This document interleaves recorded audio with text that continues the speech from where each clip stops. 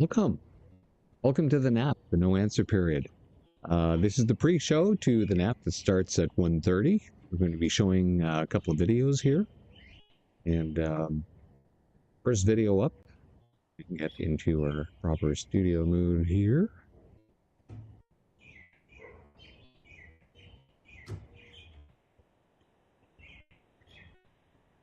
There we go. And yes, we've got our sound and everything good to go. All right. So our first video up here is an intro from the 4th of November. A bit of a flashback as to what was happening at that time in the lower house. So let's go with that.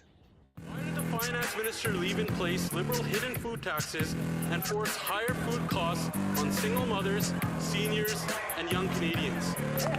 On this side of the House, the answer is clear, Mr. Speaker. We will take no lessons from the Conservatives. If the Conservatives want the truth, we'll tell them the truth. Yesterday from the Prime Minister really freaked these Conservatives out because they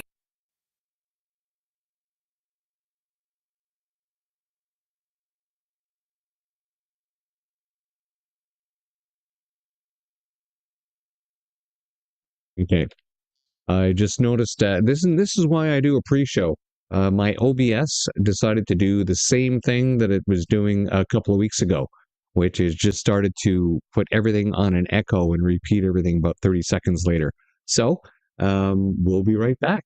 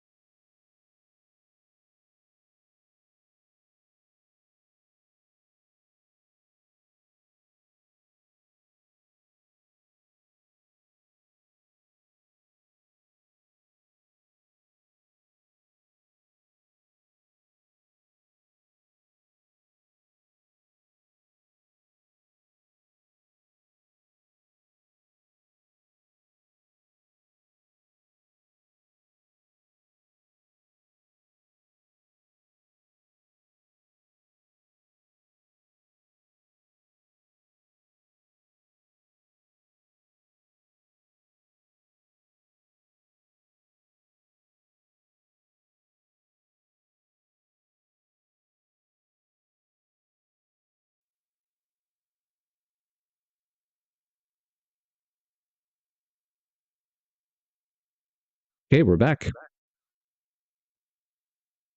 All right. Sorry about that weird echo situation going on there. Okay, let's try that again.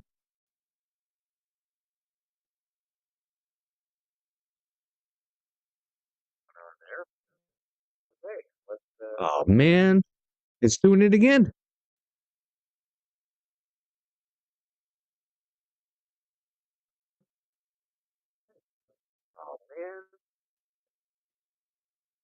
Okay, this means a full reboot. And if I can't get back onto the stream, we'll just have to set up another one.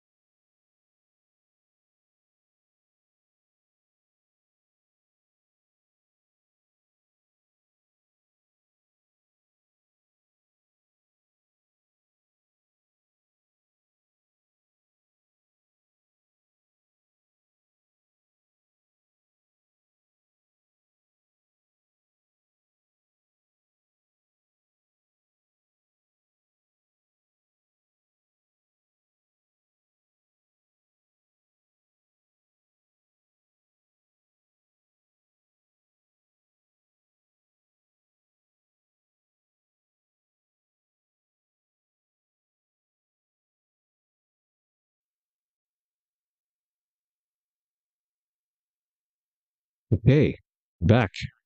Now, I was having some serious echo issues, and we want to make sure we're not getting them anymore. It was like a latent 30-second later kind of rebroadcast. Good, it's fixed. Only took a full reboot. Well, look at that. You can do full reboot without disconnecting anything, get back into Rumble Studio, and it's still working. Outstanding. Okay, well, let's get back to the pre-show. Oh, it's a good thing this didn't happen during the actual show that starts at half past. All right.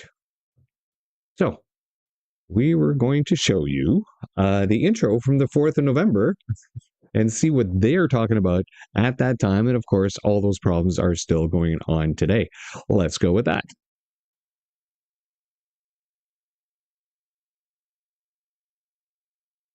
Mothers, seniors, and young Canadians. On this side of the House, the answer is clear, Mr. Speaker. We will take no lessons from the Conservatives. If the Conservatives want the truth, we'll tell them the truth. Yesterday from the Prime Minister really freaked these Conservatives out because they saw the ambition in that speech. And not only did they see it in that speech today, as the Prime Minister stood with the Premier investing in new nuclear to ensure the job. Now, at this point here, as in all the intros, they all get pretty well similar as you go through them until you get near the end, and then sometimes there's a bit of an Easter egg, right? But past this point here.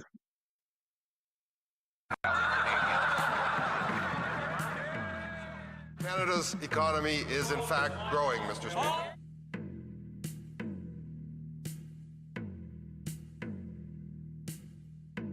Out of control spending on consultants. Last year alone, over $20 billion on well-connected Liberal insiders getting contracts. And this year, I think the number said that it's going to go as high as $25 billion. Why won't they put Canadians first? Instead of asking young people to make sacrifices, why won't they cut out their well-connected friends, put Canadians first, and deliver a budget that Canadians can actually afford? Madam Speaker, it's impressive the Liberals are actually recognizing Christmas. Canadians are being asked to pull the wagon through the mud while Liberal cronies ride comfortably on top. The government isn't worried about families lining up at food banks. They're too busy lining the pockets of insiders. They're not bothered with cutting home prices. They're too focused on cutting checks to bumbling bureaucrats. They don't care about rising debt and inflationary deficits so long as the money keeps flowing to the Liberal elites. When will this Prime Minister stop using tax dollars? The House, the answer is clear, Mr. Speaker. We will take no lessons from the Conservatives. Spending. This is how we build the strongest economy in the G7. Tomorrow's budget will empower Canadians because this is your country and we decide what comes next. Minister talks like the government's money belongs to him, and they call these taxes imaginary. They aren't imaginary when you're staring at your own credit card bill. The government's job is to listen to Canadians, not lecture them or gaslight them or threaten an election to distract them from the failures. Instead of trying to cause a costly election on a costly budget, why not an affordable budget for an affordable life?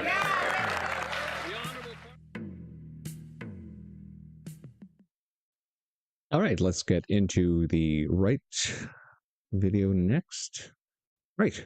So, of course, before the budget was coming out, they wouldn't let us know anything, and they're still holding their cards pretty close to their chest because we still don't really know how much money they're spending.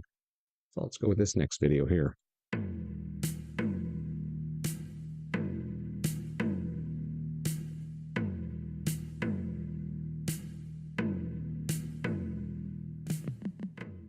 How big is the deficit that the Prime Minister is running? Mr. Speaker, looking forward with the Minister of Finance to releasing the budget on the 4th of November.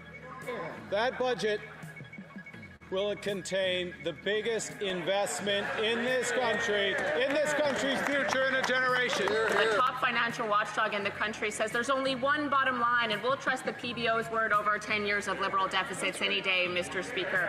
And with this plan to split the budget, it's as if the Prime Minister has forgotten that they're all linked to the same bank account, and there's really only one taxpayer. So with the deficit set to double, let's just call a spade a spade. Will the Prime Minister admit he's really just cooking the books and hoping Canadians don't notice? That we're going to spend less so we can invest more, Mr. Speaker. Admit he's really just cooking the books. Sure, good news with this House, Mr. Speaker. I know many things. I know many things. And one of the things I know, the member opposite, the leader of the opposition, just mentioned interest rates. One thing I know is that Canadian interest rates are much lower than American interest rates. They're lower because this country's fiscal situation is strong, because this government has a plan to grow this economy, and we will keep doing it.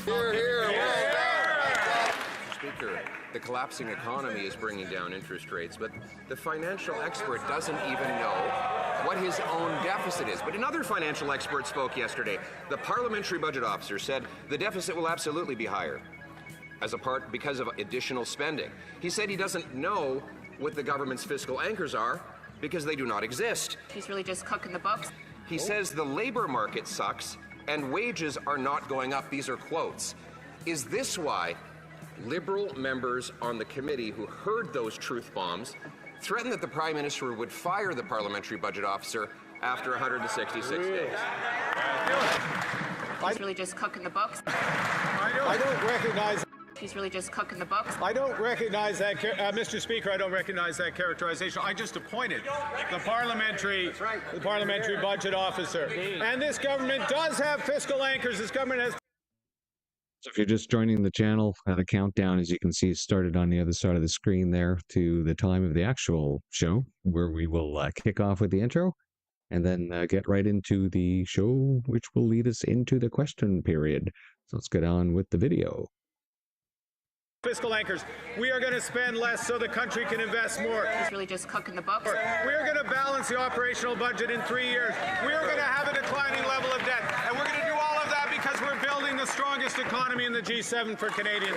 He's really just cooking the books. The Prime Minister made the appointment of the parliamentary budget officer temporary so that he could hold a sword over his head and threaten him if he speaks the truth about the financial mess the Prime Minister has made. He's really just cooking the books. You know, to a government that doesn't know how to count, there is nothing more terrifying than a man armed with a calculator. He's really just cooking the books. We're going to present a great budget in this House on the 4th of November, Mr. Speaker. This is going to be a generational investment in our future. He's really just cooking the books. We're going to build this country, Mr. Speaker. We're going to protect our communities. We're going to empower Canadians. We're going to build the strongest economy in the G7. We're going to build this country like never before. We're going to build the Canada of the 21st century. Mr. Speaker, we are the true north, strong and free. He's really just cooking the books. So I just finished a Finance Committee meeting, a meeting that we've been waiting for the entire summer. It was a 1-hour meeting, but to my surprise, the Liberal chair broke the rules and adjourned the meeting, ended the meeting suddenly, and walked away.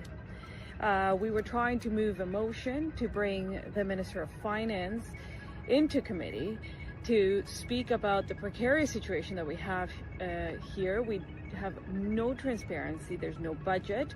The parliamentary budget officer has said that this Liberal government has no fiscal anchor, has no guardrails. We have no idea what's going to be happening. All we know is that there are spending announcements. The deficit is supposed to be close to $100 billion. And yet, this Liberal government, the Liberal chair, has ended the meeting suddenly and walked away knowing that she was breaking the rules. He's really just cooking the books. I have even more good news for the Conservatives, Mr. Speaker. On November 4th, we will be presenting a budget budget with generational investment, Mr. Speaker, that is going to make Canada the strongest economy in the G7. We will invest in our people. We're going to build this country. We're going to empower Canadians, Mr. Speaker. We're going to build Canada strong, and we're going to do it with all Canadians, Mr. Speaker. The honourable member. It's really just cooking the books. And Mr. Speaker, we will take no lesson from the Conservatives. No lessons from the Conservatives. On this side of the aisle, and all Canadians, we believe in this country, Mr. Speaker. Canada is the place where we attract talent. Canada is the place where we build ships, we build cars, we build planes. Canada is the place where we have critical minerals. Canada is the place where we have energy.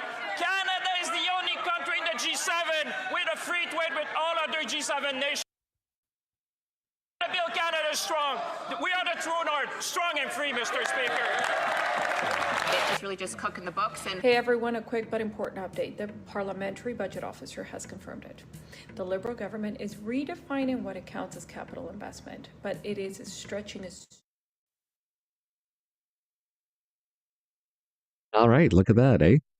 The bloody echo thing came back, and I know what the problem is. I tried to broadcast on Telegram, one of those. And it started causing this echoing issue. Okay. So we're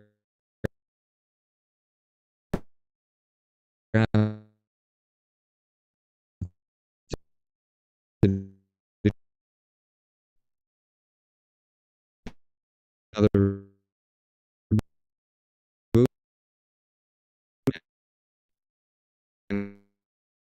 private stream in time for the actual ship to start.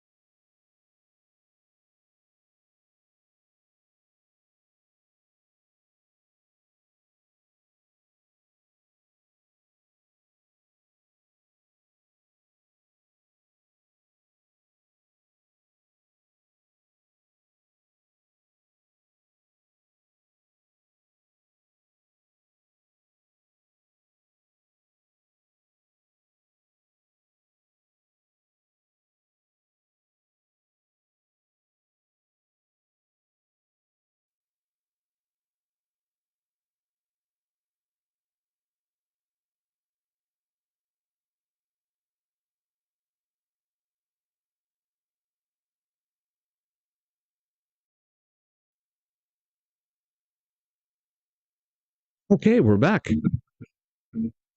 We back? Yes, we're back. Okay.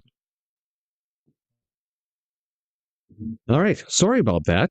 Again, I guess I cannot stream on that other platform that started causing all those issues. So let's carry on with doing a bit of a pre-show before the actual show starts in about 6 minutes. So that gives us just about enough time to do another video. How's this one here? Yes, that'll carry us right into that. Let's do this. Government announced back in March that you would build 500,000 homes a year. And with that announcement, if you look at the numbers, that means that you would have to build 57 homes per hour, per day, every year.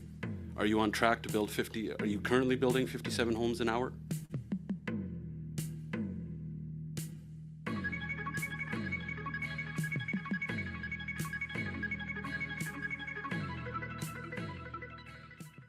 Minister, how many housing starts will Canada see this year? To the member, we're on track at this point, about 14% higher than last September, the CMHC number. So we're tracking north of 250,000 starts this year. If it's annualized, What's the closer number? to 280, but somewhere between 240 and 280 would be my. Your housing department says that housing starts will be down this year. The stats are from CMHC. The latest stats came in for September, which showed us tracking 14% above last September in terms of housing starts across the country. Now, your government announced back in March that you would build 500,000 homes a year. And with that announcement, if you look at the numbers, that means that you would have to build 57 homes per hour, per day, every year. Are you on track to build 50? Are you currently building 57 homes an hour? To the member, we are not.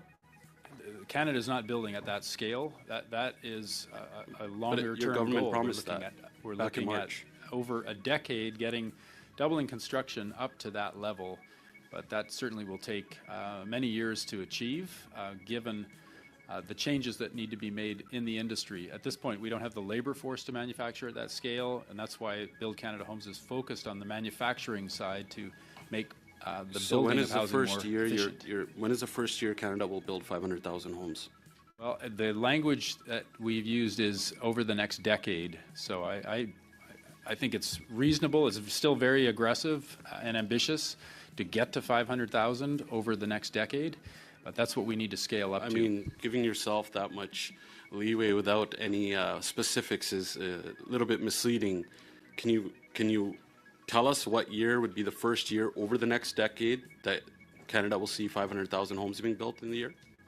The goal is to get to 500,000, to double construction over the next decade. So it's ramping up to that level.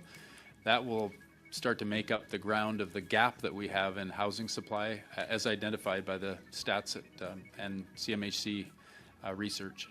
Well, your own housing department, CMHC, says that housing starts will decline next year by 4.1%. How do you square that?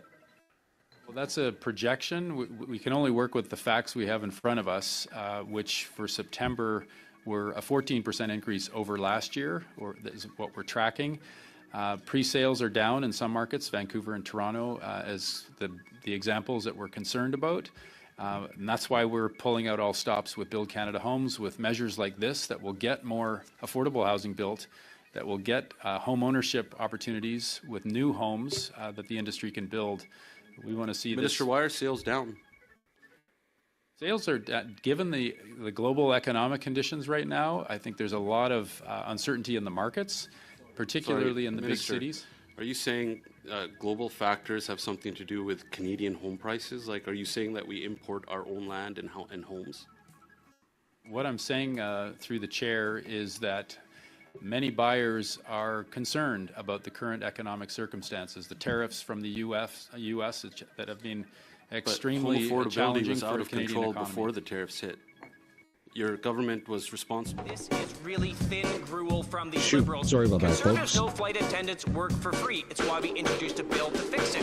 Why don't they just steal? Sorry about that. That wasn't supposed to happen. Starting the intro a couple of minutes too early. All right, let's get into the intro then. This is really thin gruel from these Liberals. Conservatives know flight attendants work for free. It's why we introduced a bill to fix it. Why don't they just steal that idea like they steal all of our ideas and help flight attendants instead of doing another study?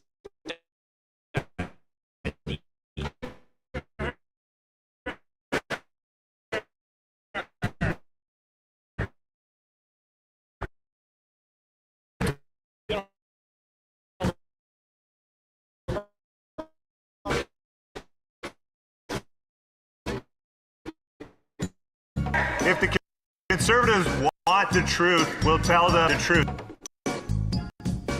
Speech yesterday from the Prime Minister, we freaked these Conservatives out because they saw the ambition in that speech. And not only did they see it in that speech today, as the Prime Minister stood with the Premier investing in new infrastructure, they know that the youth... The only thing that's revolting are those answers. Speaker, we will take no lessons from these Conservatives. Trust me on that. The minister didn't write the Prime Minister's speech yesterday because it wouldn't have bored and depressed to tears It's really hard to follow, isn't it, Mr. Speaker? all of those poor students stuck in that room.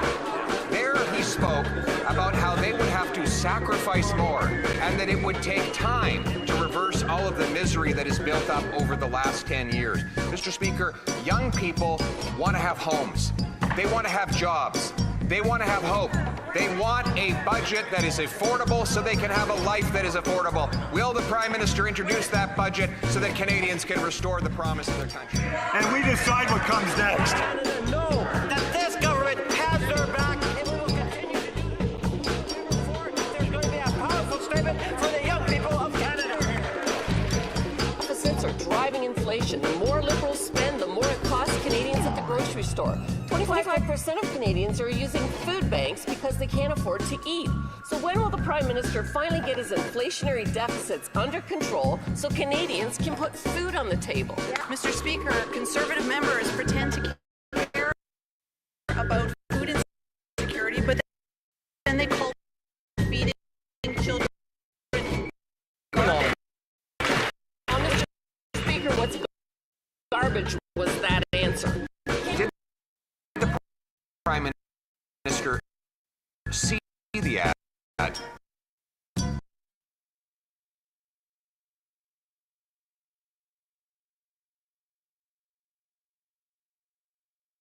before it went out? Hey, of course there are too many people living in poverty in Canada, but there are significant initiatives being put in place by this government. Being serious means being honest. Mr. Speaker, the grand reveal has been Canada's made. economy is in fact growing, Mr. Speaker. Move on, man. Move on.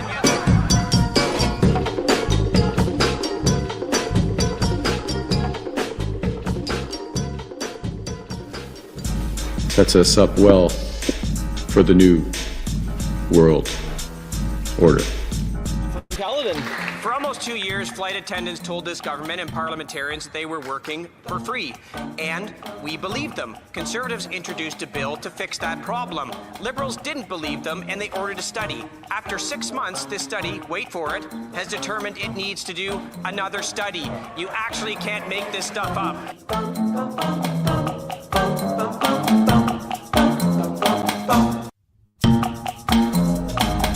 I believe the progress that we have made in the partnership sets us up well for the new world order.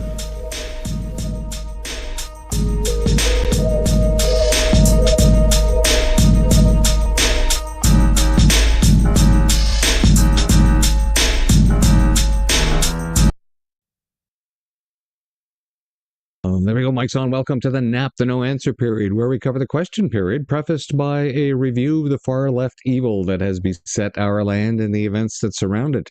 The NAP precedes question period by 45 minutes, and we'll cover the lower house until the government decides to stop showing up. We also keep score described in the description below. We are streaming on 3 platforms, Rumble, X, and YouTube. We were having some technical issues there before trying to stream on another platform, and that was causing some serious echo issues. And so I'd like to thank all my followers and subscribers for doing so. And if you're new, please like, thumbs up, follow, share, subscribe. Most of all, the chat is up, so please feel free to ask anything. And comments drive the algorithm when I'm not driving it down with my forbidden words. And if there's anybody watching now, oh, look, we still have a few people watching, even after all the technical issues we had during the first half hour of the pre-show, trying to debug stuff better than the now. I also saw that I was still getting a little bit of a spike here on the CPU during the show for no bloody reason at all, something that I thought I had debugged repeatedly last week and over the weekend. It's hard when you're running a show on free software. All right, well, let's get into the show. Here we are. Oh, look, that's just our home channels sitting here. And of course, here we are at Parliament. And the Standing Committee on Health was suspended and from last week. So that's nothing new. But this one here, the Committee on Standing Committee on Public Accounts was canceled even before today, like over the weekend, because they set up the schedule last Friday for this week in Parliament. This is always set up here by Steve McKinnon's group, as he is the lower house leader. And of course, you go here to the House publications and you can find out what the order paper is and the business that's going to be taking place in the House. And just a reminder, something that we covered this morning on our second breakfast show, that one of the first things coming up in the House that happened when the session started this morning was that they were supposed to talk about this, the second item on the order paper, something about board by John Davies to and to amend the Canada Elections Act voting age to move it from 18 to 16 years old. And oh boy, right? Are we having some stuttering issues again? I could see the stream was getting all choppy there. This is not good. I thought for sure I'd fix this. All right. So changing the voting age from 18 to 16. And I always like to remind everyone, QCJO, if you're watching mainstream media, they're controlled by the government through this Qualified Canadian Journalism Organization, which, of course, funds their media, 27 to 30 grand per employee of that media organization. So they're beholden to the Liberal government because they get to decide, they get to choose who is allowed to have these credits. And it's certainly not the independent media.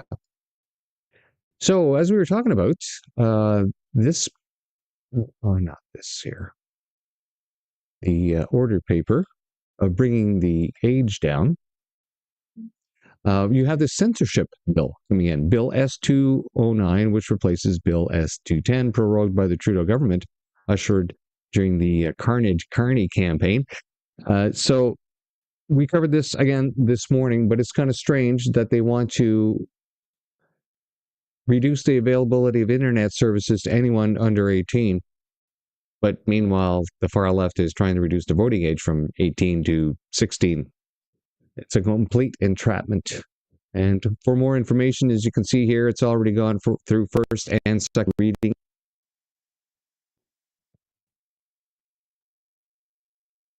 In Senate. In the Senate.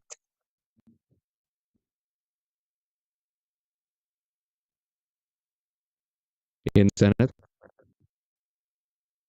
In the Senate. In the Senate. Okay. Please be patient. I'm just going to restart OBS here. And so the stream is going to drop off for a minute.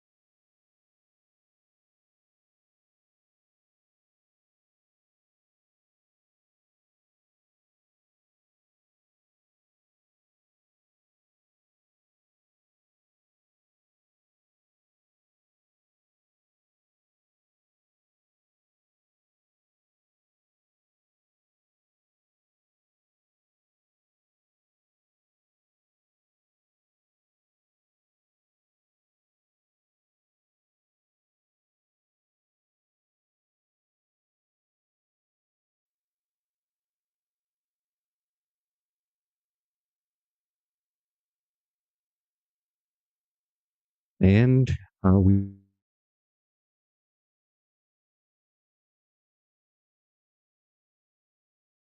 be back.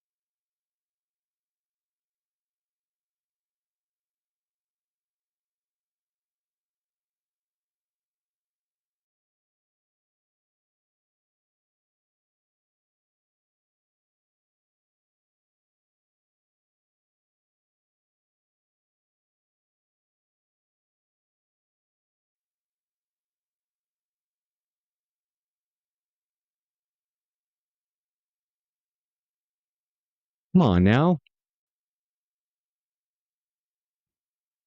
Why is the stream not working?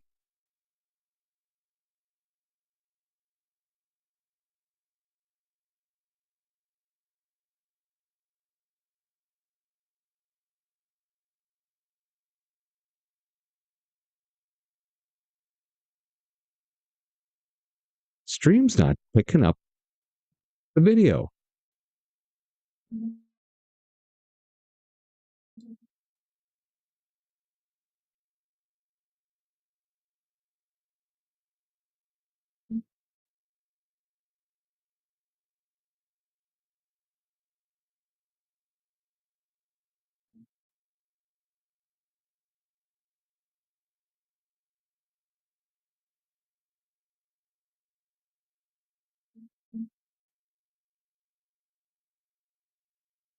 Damn it.